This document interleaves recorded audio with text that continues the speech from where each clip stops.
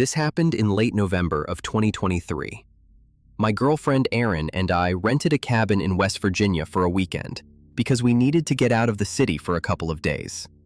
We were living in Columbus at the time, both working too much, both tired, and both stupid enough to think that 2 nights in the woods would somehow reset everything.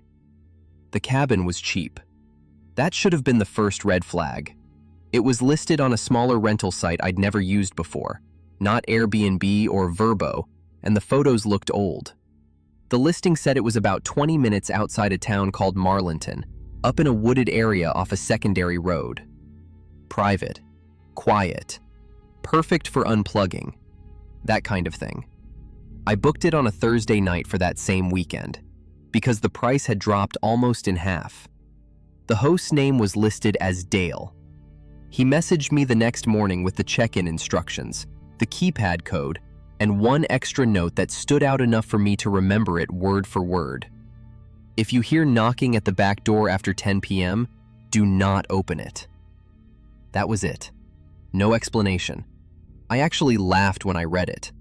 I showed Erin and she just said, "That's not funny." I told her it was probably just some weird local thing, like hunters or drunk people using the wrong driveway. And she asked why that would make it better. We got there a little after 4 on Saturday. The last 15 minutes of the drive were the kind where your GPS still acts like you're on a normal road, but you're really just creeping down a narrow strip of broken pavement surrounded by trees.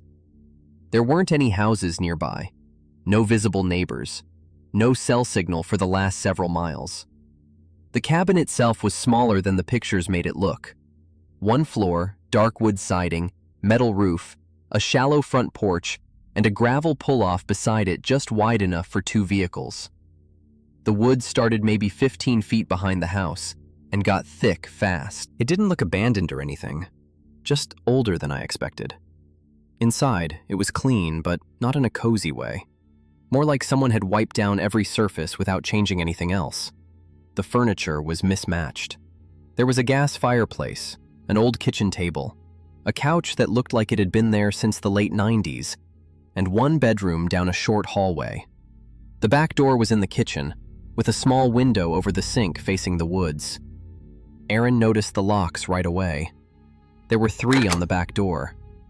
A normal deadbolt, a sliding chain lock, and one of those metal flip latches mounted higher up, like the kind people add after something already happened once. She looked at me and said, "That's why he sent the message." I told her people in remote areas do stuff like that all the time. Extra locks, floodlights, cameras. It didn't have to mean anything. The problem was, there were no cameras. That was one of the first things I checked after I said that. No doorbell camera. No motion lights that I could see. No security system panel. Just locks. We unpacked, walked around outside for maybe 10 minutes, and went back in before dark. The woods behind the cabin weren't scenic. They were dense and steep, and the ground dropped off sharply maybe 30 yards back. There was a narrow path behind the cabin, but it looked more like runoff damage than a trail. Right before sunset, I got a second message from Dale. "Storm may affect service. If you need anything, message before 10. Again, no punctuation, no extra detail. Just short little warnings, like he didn't want to talk more than necessary. Erin asked if I thought that was weird. I said yes, but only because by then it obviously was. We made pasta, poured a couple glasses of wine, and tried to act normal. For a while, it worked. The fireplace made the place feel less empty. We watched half a movie on my laptop. Around 9:45, Erin said she was going to shower before bed, and I cleaned up in the kitchen. That's when I noticed the curtain over the sink window was moving. Not a lot, just a slight shift. The window was closed. I checked it myself. I stood there for a second, looking at it, waiting for it to move again. I told myself the heat from the vent or the draft from the hallway was catching the fabric. Then I saw something on the outside of the glass, just for a second. It looked like the shape of fingers dragging lightly across the window from the other side. I froze, then stepped closer. Nothing was there. I didn't say anything to Erin. I didn't want to start the night off by telling her I'd maybe just seen a hand outside the kitchen window. At 10:13, there was a knock at the back door. Not loud. 3 slow taps. Even if the host hadn't sent that message, it would have been wrong. Nobody should have been out there. We hadn't passed another car for miles, and the cabin wasn't visible from the road. Erin came out of the bathroom in pajamas and asked if that was the front door. I said no. There was another knock, same pace, not banging, not desperate, just controlled, spaced out enough that whoever was doing it knew we were listening. Erin mouthed, "Don't." I wasn't planning to open it, but I did step into the kitchen and look through the little window in the door. I couldn't see much. It was fully dark by then, and the porch light only covered a few feet of the back steps. Beyond that was black. No person, no movement. Then there was one more knock, harder this time, and it came from the center of the door, close enough that I physically flinched. Erin grabbed my arm and pulled me back toward the living room. We turned off the kitchen light after that. I don't know why. I think it felt safer not to backlight ourselves. I messaged Dale. "Someone is knocking at the back door." No response. I called him through the rental site twice. Nothing. At 10:26, the knocking stopped. We stayed up another hour with all the lights except the lamp by the couch turned off, pretending to watch the rest of the movie. Neither of us was paying attention. Every few minutes, I'd glance toward the kitchen. At some point, Erin fell asleep on the couch with a blanket around her. I woke her up a little before midnight and we went into the bedroom. I checked the back door one more time before bed. The deadbolt was locked. The chain was in place. The latch was flipped. I remember that clearly because I checked each one with my hand. Sometime in the middle of the night, I woke up because Erin was sitting upright beside me. I asked what was wrong and she said very quietly, "There's someone in the kitchen." I held my breath and listened. At first I didn't hear anything. Then I heard a soft metallic sound. Not the door opening, more like silverware shifting, or a pan being touched and set back down. The bedroom door was cracked a couple inches. From the bed, I could see only a thin slice of the hallway, and beyond that, darkness. Then came a sound I still think about more than anything else from that night. A single knock. Not on the back door, from inside the house. 3 short taps against wood, somewhere near the kitchen. Erin started crying almost immediately, but silently. Just tears, no sound. I grabbed my phone, turned the brightness all the way down and checked the time. 2:17 a.m. No signal. I don't own a gun. The only thing in the room that even qualified as a weapon was a heavy ceramic lamp on the dresser. I remember holding it by the base and realizing how stupid that felt. Then we heard footsteps, very slow, from the kitchen into the living room. One step, pause, another step. I whispered that we were going out the window if the bedroom door moved. The window beside the bed didn't open all the way, but probably enough. The footsteps stopped. Then the hall went quiet for so long that I started wondering if I'd imagined them. That lasted maybe 30 seconds. Then the bedroom doorknob turned. Not violently. Not someone trying to force their way in. Just a slow, steady turn until it stopped. Then it turned back. Whoever was on the other side didn't try again. They just stood there. I know that because I could see a narrow, dark shape blocking the thin strip of lighter hallway visible through the crack under the door. I don't know how long they stayed there. It felt like a full hour. It was probably less than 5 minutes. Then we heard the sound move away. One slow step at a time, back down the hall. A minute later, there was the sound of the back door opening. Not the locks, just the actual door moving, then shutting again. We stayed awake until dawn. Neither of us said much. There wasn't really anything to say. Every explanation I tried to come up with died as soon as I remembered the locks. There was no version of this that made sense. As soon as the sun started coming up, I got out of bed and went into the kitchen. The The back door was closed. The deadbolt was still locked. The chain was still in place. The flip latch was still up.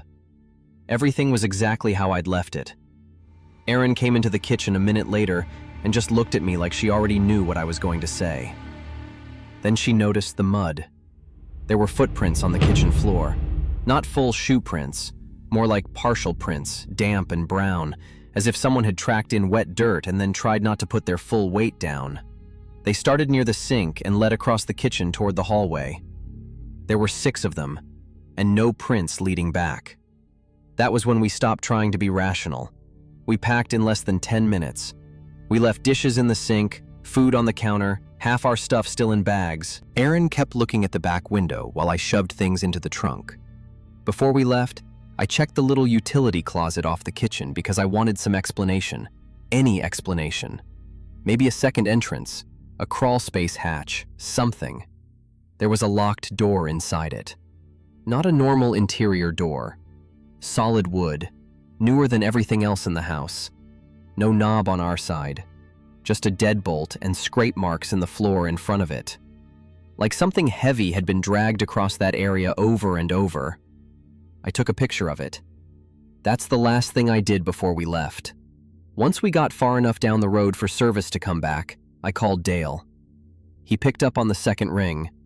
I started talking before he could even say hello. I told him somebody had been inside the cabin during the night, that there were footprints in the kitchen, that he needed to explain the message about the back door, and that we were already gone. He was quiet for a couple seconds. Then he asked, "You didn't open it, right?"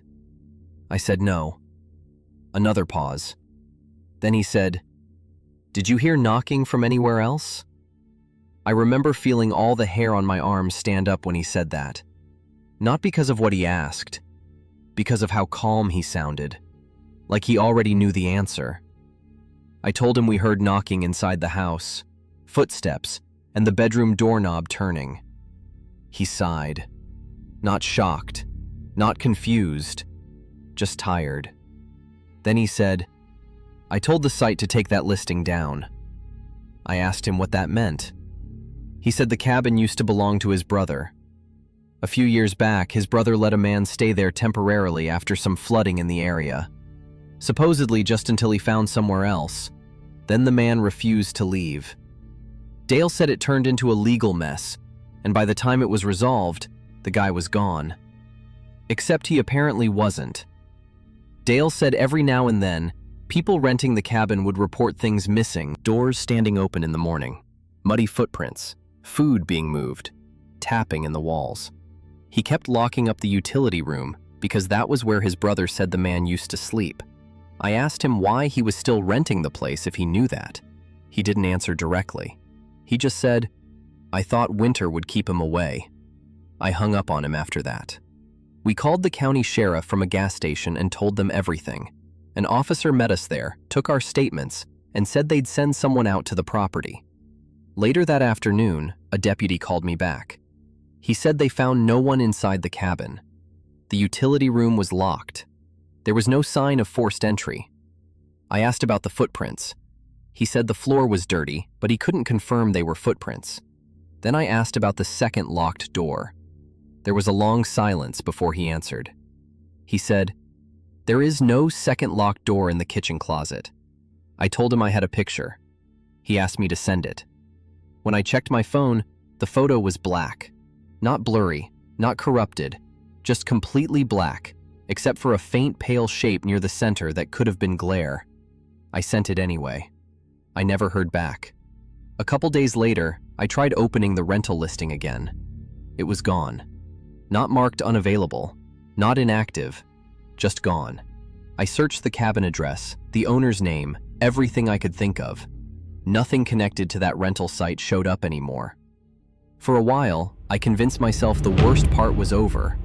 Then, about 3 weeks later, Erin was unpacking the duffel bag we'd left in the trunk after the trip. At the bottom of it, under a sweatshirt and a towel, she found a kitchen spoon that didn't belong to us. Old stainless steel, tarnished. The handle bent slightly sideways. Neither of us had packed it. I still have it, though I don't know why. Maybe because it's the only thing that makes the story feel real when I start telling myself it wasn't. Aaron never stayed in a cabin again after that. Honestly, neither did I. And I still think about one part of it more than anything else. Not the footsteps, not the doorknob, not even the prints.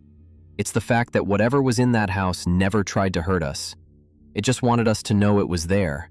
And if Dale was telling the truth, that means someone had been getting into that cabin for years, listening to strangers sleep, moving through the house after dark, and then leaving before sunrise. Which is somehow worse.